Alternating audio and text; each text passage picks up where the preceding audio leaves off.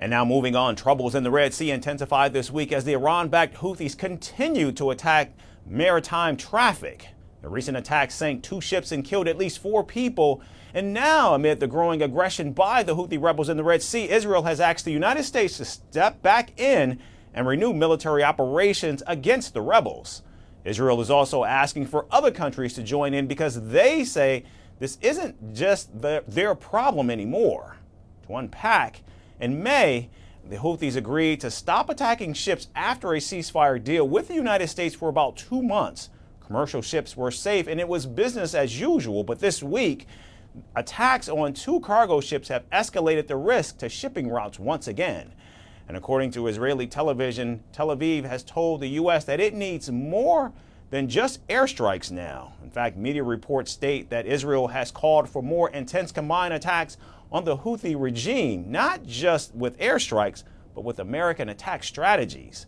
Tel Aviv also wants a coalition in place, including other countries, to stop the Houthis from causing more bloodshed and disrupting trade. An Israeli official said a broad coalition is needed to show the Houthis that they are in fact in danger. Meanwhile, Houthi aggression across the border has not stopped. In fact, yesterday, the Iran-backed group said they launched 2 ballistic missiles at Israel, claiming to hit the Ben Gurion airport near Tel Aviv. The missile force of the Yemeni Houthi armed forces carried out a significant military operation targeting Ben Gurion airport in the occupied Jaffa area, Tel Aviv, with a ballistic missile of the Dulfikar type. The operation successfully achieved its objective, thank God, causing sirens to sound in more than 300 towns and cities and rushing millions of Zionists to shelters and halting air navigation at the airport. The Israeli Defense Forces claim the first missile was intercepted outside the country's borders and the second fell short of entering Israel. The same day, the Houthi chief doubled down and also said the group will keep targeting Israeli-linked vessels if they attempt to pass through the Red Sea, the Gulf of Aden, or the Arabian Sea. In fact, he vowed to continue attacks as long as the war in Gaza does not end. Our Yemeni position is firm and decisive, and our decision to prevent navigation for the Israeli enemy in the Red Sea, Gulf of Aden, and Arabian Sea is permanent as long as the Israeli enemy continues the aggression and siege on Gaza.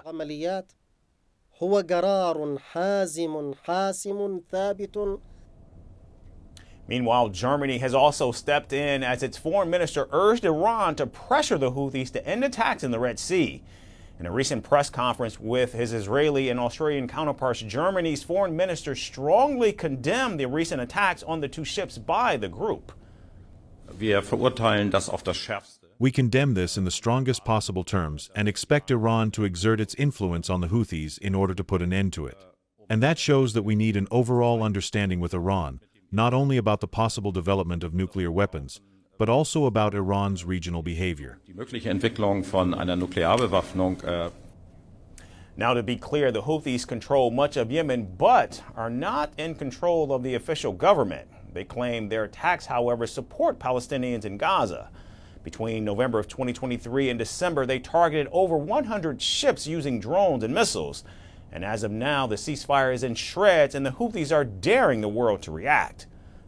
What remains to be seen is if Israel gets the support, however, it needs.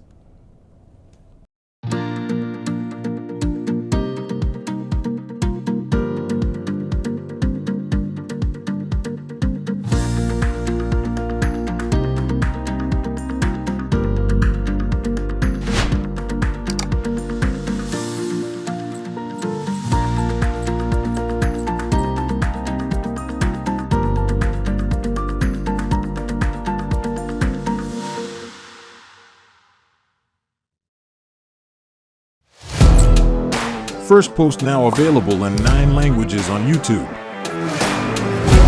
English, Stands at $36 trillion. French, Le FMI, comme German, Geschäftsführenden Direktor, Hindi, $30 trillion ka kaljo. Indonesian, Pemerintah tanpa pemeriksaan. Italian, Sekali radikali. Japanese, $4 euro. Portuguese, Por causa do próprio balanço patrimonial. Spanish. Beautiful bill. Go to Settings, click on Audio Track and select the language of your choice. Be the first to know what's happening around you in your first language. Firstpost.